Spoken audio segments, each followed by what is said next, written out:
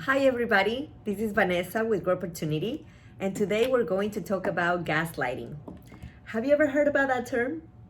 I was talking with my best friend the other day, and she said that she's heard about it, but she wasn't sure what it is. So I thought probably a lot of you are in the same page, and so I thought, let me explain. Gaslighting is when somebody wants to control you and manipulate you, and they doing so by making you think that you're crazy or making you feel guilty. Gaslighting, the name came from a movie. I think the movie is called Gaslight, and it's about a husband who's trying to make the wife think she's crazy, and he would like turn on and off lights in the house and move things around, change a bunch of stuff. And when she would ask, hey, was that light on? Did I leave it on? Wasn't it off?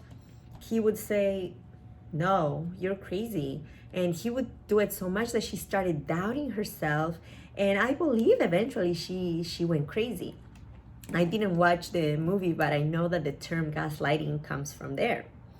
And I thought I wanted to make a video about it because Growportunity is all about personal development. And personal development covers every single aspect of our lives, including relationships, emotional intelligence. And gaslighting is very important because I did some research, and 30 to 40% of relationships have a gaslighting situation. Also, men and women perform gaslighting equally.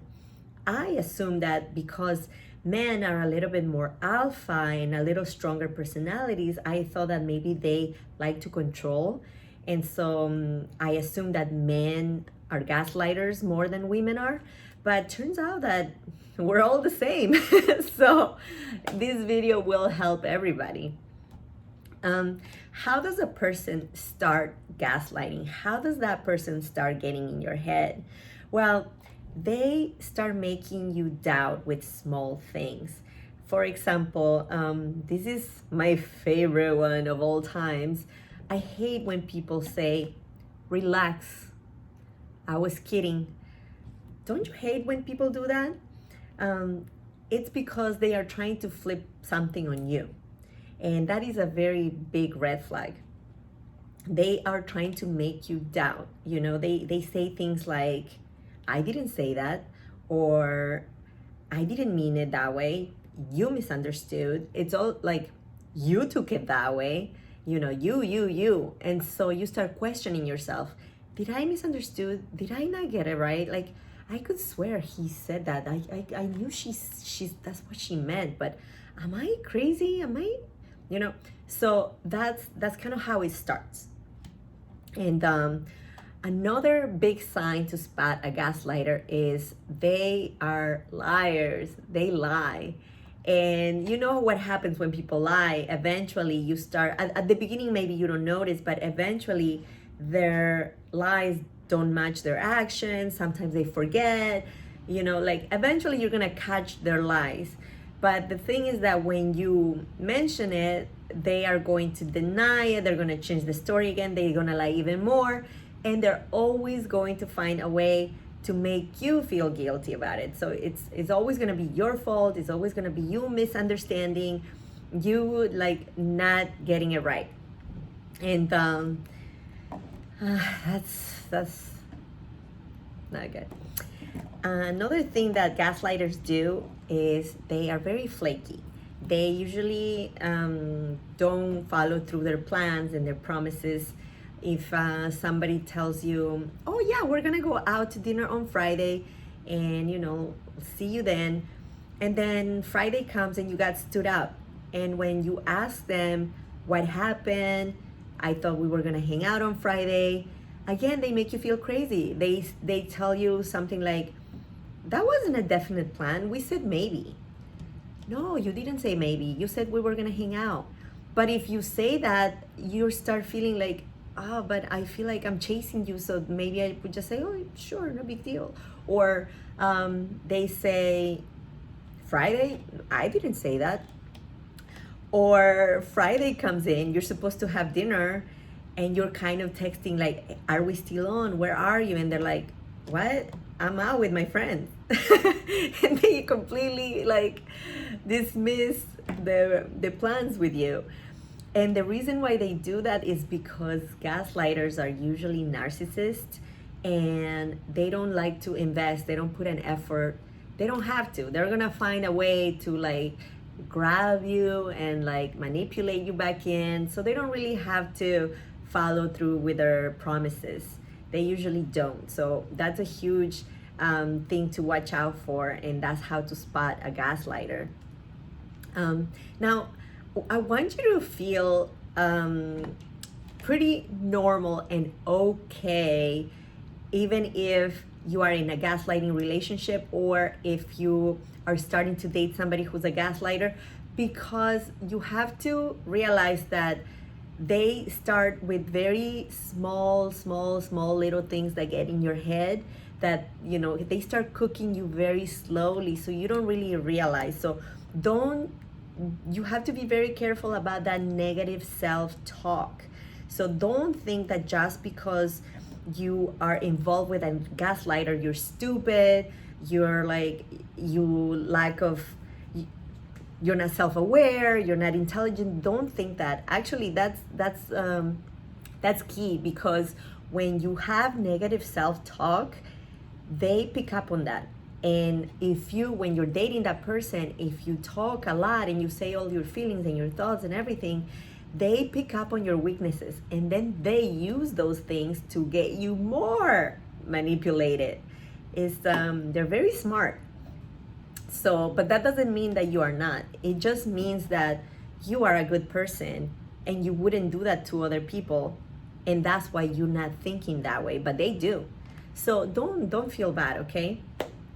I'm gonna give you some tips on how to prevent to falling into a gaslighting relationship, because a gaslighting relationship starts at this level, but eventually it can turn into massive control and manipulation that can really lead you to lower your self-esteem, your self-worth. It can cause you to stop thinking for yourself, to get away from friends and family, and eventually will be very hard to get out. It will plant fear in your mind to leave that person, and that is going to be very hard for you. And if you're already in that relationship, I'm going to give you some tips on how to stop it and then get out of it and overcome it, okay? So let's start with prevention. Let's start with spotting the gaslighter, and now how do you prevent to fall into this situation? Well, the first thing you have to do is listen and observe.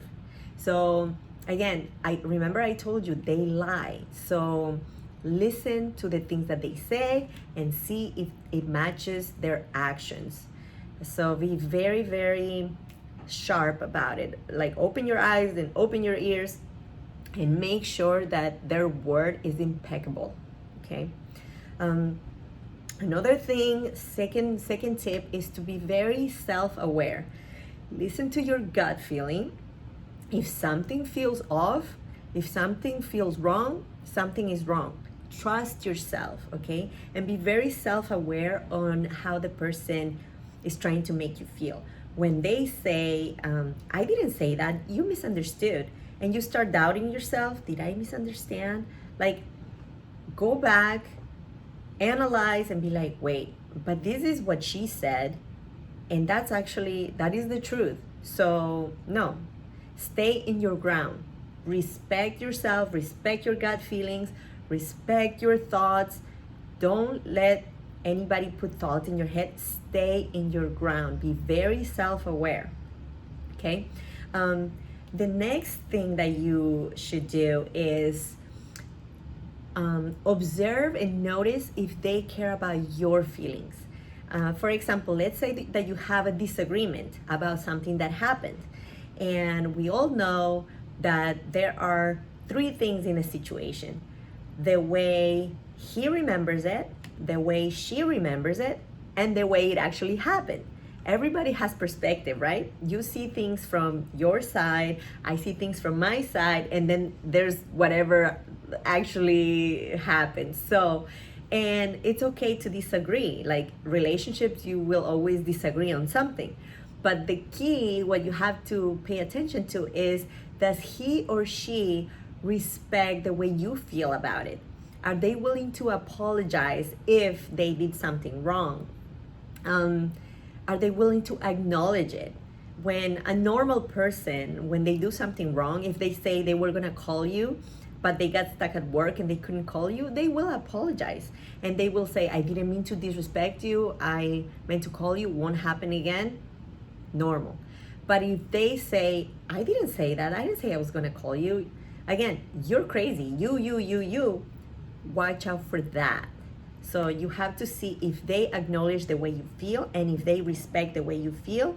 You guys can agree to disagree, but you will know that the person cares for you, okay? You have to be very independent. That is key, because narcissists, gaslighters, they love codependent relationships. So they love when you need them. That's what they want. They have very little inner value, and they look for external validation. They look to absorb everything that they can externally, because inside they're a little bit empty. So don't take that personally. That's just their inner issue. It's not about you, it's about them. So you have to be very careful, don't let them take. So be very independent, have your own hobbies, have your own career, have your me time, friends and family, have your own little world, and then share it with a person that you're dating. But don't be codependent. Be independent so you can have an interdependent relationship. And also be very aware on times that you are vulnerable. For example, after a breakup, after you have lost a friend, a family member, a pet, a job. Sometimes when we lose something and we're going through hard times, our feelings and our mind, we're not ourselves, we're not really there, and we're a little bit weaker because of the whatever situation we're going through. And those moments are when you have to be very careful, because then, that's when the sharks come around, and that's when they look for opportunity. So watch out for those weak moments, and heal yourself, work on yourself, and then date someone. Don't try to date rebounds, or put yourself in situations when you're a little bit weak, because then you increase the chances of dating somebody who's going to take advantage of you. Now let's move on to people who are already in a gaslighting relationship. If you feel confused, if you feel like you don't belong in places, like you don't fit in with people at work or with friends, take an assessment on your relationship, because gaslighters, they like to think for you, and they manipulate you in a way that you're not yourself anymore, and that causes you not to feel yourself in the outside world. So when you feel confusion about who you are, what you want, what you don't want, assess your relationship. Go home and figure out how your relationship is going, because maybe there is some gaslighting there. Now, how to stop it? Run for the hills. Break up with that person. I know it's easier said than done, and maybe you are married to that person, maybe you have children, maybe it's very hard to get out. So if you can, get out of that relationship, if that toxic relationship. And if for some reason you cannot get out, seek for help. Family and friends, people who want to manipulate you and control you, normally say things like, I don't like your best friend, I don't like your sister, I don't like your brother, I don't like your mother. They start talking behind their backs to you to put things in your mind, so you distance yourself from your loved ones. And you do it little by little, and then eventually you don't really have much of a relationship with them, and then they can help you, which is what the gaslighter wants. They don't want anybody giving you advice and helping you think. So they are very good at that. So what you need to do is get closer to your family, closer to your friends, get support, let them help you. And if they can help you get out of that relationship, even better, because it will be so worth it. Seek for professional help if you need therapy, if you some people can't afford it, and some people don't have health insurance, so then you have to go back to the support of friends and family. But if you can, look for professional help, because these situations are very toxic for you, and you should try your best to get out. Don't have false hope. Sometimes the gaslighter says things like, they give you little crumbs of love here and there. So you're thinking, oh yeah, she loves me, oh he loves me. And they keep you hoping that they will change. Sometimes they promise that they will change something that you want them to change to. And they keep you there, but at some point you have to realize that it's all false hope, and that is one of the techniques that they use to keep you there. They don't want you to leave. They need you to need them, okay? So definitely seek for help. And if you can't, the very least, which you should do anyway, is educate yourself. The internet has free stuff everywhere. You have videos, you have blogs, you have a lot of free information out there. So educate yourself, put a lot of knowledge in your brain, open your eyes.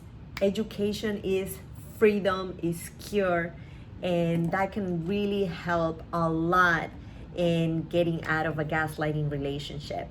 Okay, with that said, if you have any comments, please do so down below. Subscribe and hit like, share. And if you want to read the blog, please go to Growportunity.org, and I have tons of blogs there, and they all about personal development, everything that is gonna help us grow. And if you also have suggestions for future blogs, please let me know in the comments, okay? See you next week. Have a great week.